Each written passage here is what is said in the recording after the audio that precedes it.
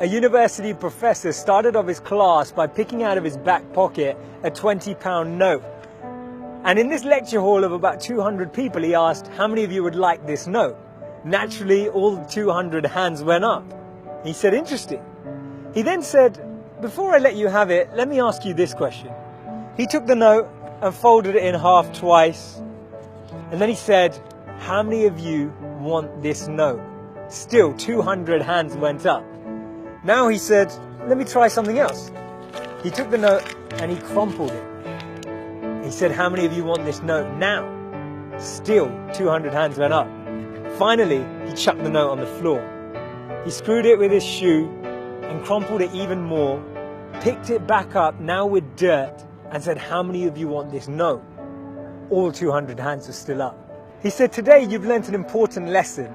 No matter how much I crumpled that note, how much I scrunched it up, how many times it was trodden on, you still wanted it because it was still worth £20. In the same way that that £20 note held its value, so do you.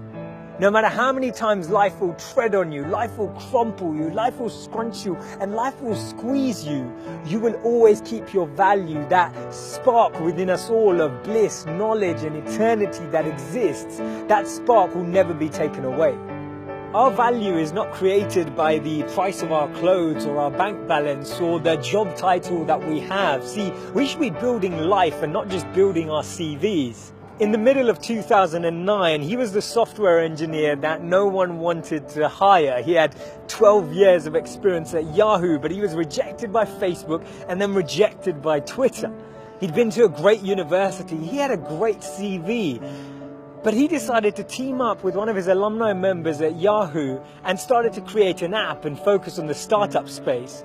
In 5 years' time, he sold that app for $19 billion to Facebook. Believe it or not, that was Brian Acton, the co-founder of WhatsApp.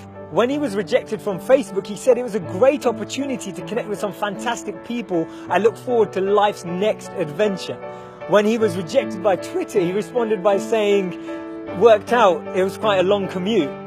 It's so interesting to see that someone rejected from two of the top internet companies actually responded with humor and actually responded with positivity. This lady was diagnosed with clinical depression. Her marriage had failed and she was jobless with a dependent child. She was on a 4-hour delayed train journey from Manchester to London when she came up with this idea, and she started to write this book about this wizard.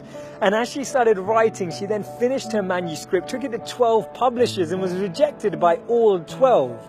Believe it or not, that's J.K. Rowling. This man watched his first company crumble. He was a Harvard University dropout and his first company's demo didn't even work. He went on to build Microsoft. His name's Bill Gates. Therefore, failure is just a sign that we need to widen our scope. We need to be ready and build ourselves up for the next level. Actually, what we end up achieving is far greater than what we'd envisioned for ourselves.